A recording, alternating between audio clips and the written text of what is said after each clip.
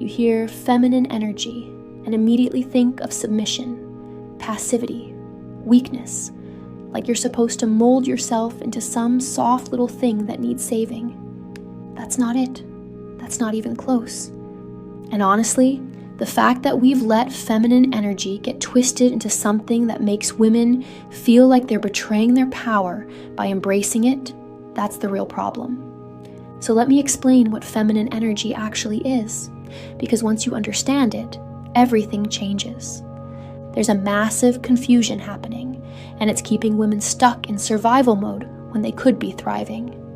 People hear feminine energy, and their mind immediately goes to pink dresses, soft voices, being delicate and fragile, basically turning yourself into a porcelain doll that can't handle the world. That's femininity, the aesthetic, the performance. And there's nothing wrong with that if it's genuinely you, but it has nothing to do with what we're actually talking about. Feminine energy is not about how you dress, or whether you like makeup, or whether you cry at movies. You could be in cargo pants with no makeup, working on cars, and still be deeply in your feminine energy. Because feminine energy is about how you move through the world. It's a frequency, a way of being. And here's where everything gets messy. When people talk about feminine energy in relationships, they use words like submissive and surrendering control. And suddenly every woman who's fought to be taken seriously, who's built her own life, who's refused to be a doormat, she shuts down completely. Because it sounds like you're asking her to go backwards, to become small again, to need saving. But that's wounded feminine energy we're describing. That's what happens when someone is operating from fear, from lack, from a place of needing external validation just to feel okay. Real feminine energy, it's rooted in self-worth. It's magnetic. It's powerful in a way that doesn't need to prove itself. And the reason so many women are terrified of it is because they've spent their whole lives being told that softness equals weakness, that receiving equals dependency, that being anything other than constantly in control means you're vulnerable to being hurt. So they stay in their masculine energy 24/7, always doing, always providing for themselves, always fixing, always in control. And they wonder why they're exhausted, why they can't relax, why they struggle to let anyone in. Let me break down what feminine and masculine energy actually are, because you need both, and neither one is better than the other. Masculine energy is about action, doing, building, providing, fixing problems, making decisions, taking control. It's outward focused. It's about achieving and accomplishing. Feminine energy is about being, receiving, feeling, creating, allowing things to flow. It's inward focused. It's about trusting and experiencing life rather than constantly trying to control it. And here's the important part. Every person has access to both energies regardless of gender. You need both to function in this world. You need your masculine energy to go after your goals, to work, to build your career, to take care of yourself financially, to make things happen in your life. But if you're only operating from masculine energy, you burn out. You become rigid. You can't receive because you're too busy giving and doing. You can't rest because rest feels like failure. You can't be vulnerable because vulnerability feels dangerous. That's where feminine energy becomes necessary. It's what allows you to actually enjoy the life you've built with your masculine energy. Think about it this way. You've spent years building your independence. You can pay your own bills, plan your own trips, fix your own problems, handle your own life. You don't need anyone. That's beautiful. That's your masculine energy at work, and you should be proud of it. But when you're in your feminine energy, you recognize that just because you can do everything yourself doesn't mean you have to. You're secure enough in your independence that you can allow someone else to step up and provide or help or take care of things.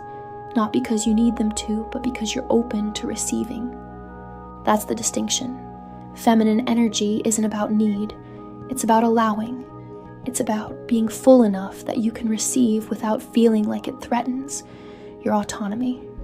Let me give you a real example. You're fully capable of planning a perfect date for yourself, paying for it, making all the arrangements. You've done it before. You'll do it again. But when a man who's in his masculine energy shows up and says, I want to plan something for us, your feminine energy allows you to say, okay, and actually enjoy being taken care of in that moment. You're not worried about losing control or proving you can do it yourself, because your worth isn't tied to constantly demonstrating your capability. You already know you're capable, so you can relax into receiving. Now let's talk about why feminine energy is actually one of the most powerful things you can embody. Because softness is not weakness. Vulnerability is not fragility. Receiving is not dependency. In fact, those things require an incredible amount of strength. It takes more courage to be vulnerable than to build walls around yourself. It takes more power to feel your emotions fully instead of numbing them. It takes more security to receive from others than to always be the one giving. And here's what feminine energy looks like when it's healthy, when it's rooted in self-worth rather than fear. You have boundaries, real ones, non-negotiables. You know exactly what you will and won't tolerate, and you don't apologize for it. But you don't enforce those boundaries with aggression or harshness. You're calm, grounded, firm. That's feminine strength. You trust yourself completely. You trust your intuition, your gut feelings, your inner knowing. When something feels off, you don't ignore it or rationalize it away.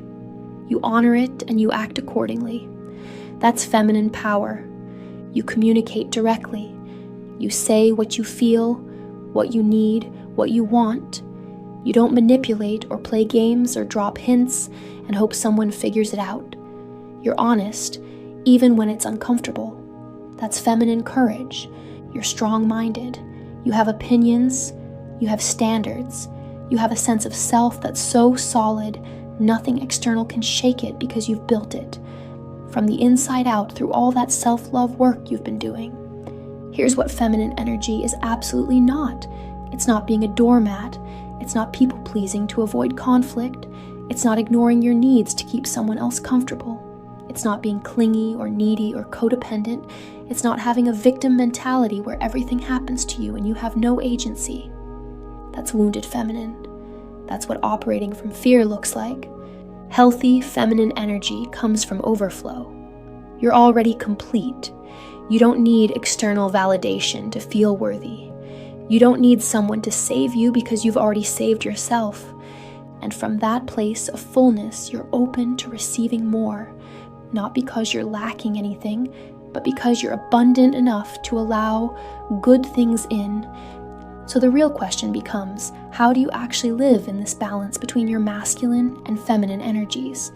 Because the goal isn't to abandon your masculine energy and become completely passive. That's not healthy either. You need both. The art is knowing when to use which one. At work, with your goals, with your ambitions, that's where your masculine energy shines. You're focused, driven, strategic. You're making things happen. You're taking action. But in your personal life, in your relationships, in your rest, that's where your feminine energy should lead. You're receiving, you're feeling, you're allowing things to flow without trying to control every outcome. The issue is when women get stuck in one energy constantly. If you're always in your masculine, always working, always doing, always controlling, never resting, you burn out, you become exhausted, you push people away because you can't let anyone in. And here's what happens in dating when you're stuck in your masculine. You attract men who are in their feminine energy, men who want you to take care of them, who don't have provider mentality, who expect 50-50 on everything, not because they value equality, but because they don't want to step up. But when you're in your feminine energy, when you've built a full life for yourself, and you're genuinely happy and fulfilled on your own, you radiate a completely different frequency. You attract masculine men who want to provide, who want to pursue, who see your peace and want to protect it, not disrupt it. And when he plans the date, when he opens the door, when he handles things, you let him. Not because you couldn't do it yourself, but because you're secure enough to receive his effort without feeling like it diminishes your independence. That's the balance. That's the dance between healthy, masculine, and feminine energy in relationships, and it's what creates that magnetic dynamic where both people feel fulfilled. So let me say it one final time. Feminine energy is not weak. It's not passive. It's not about giving up your power or your independence or everything you've worked so hard to build. It's about being powerful enough to also be soft when you want to be. It's about being confident enough to be vulnerable when it serves you. It's about being secure enough to receive without feeling like it threatens who you are. You can be ambitious and feminine, independent and feminine, strong and feminine, capable and feminine. The two are not enemies. In fact, when you learn to move fluidly between both energies, depending on what the situation calls for, that's when you become truly unstoppable. This week, notice where you're stuck in masculine energy when you don't need to be. Where are you forcing instead of flowing? Where are you controlling instead of trusting? Where could you soften without losing yourself? Comment below and tell me, what's one way you're going to practice feminine energy this week? If this resonated, like this video, subscribe for more, and follow me on Instagram for daily reminders that being soft doesn't make you weak, it makes you human. The version of you that thought feminine meant fragile, she's gone. The version of you that understands your power comes from balance, she's just beginning.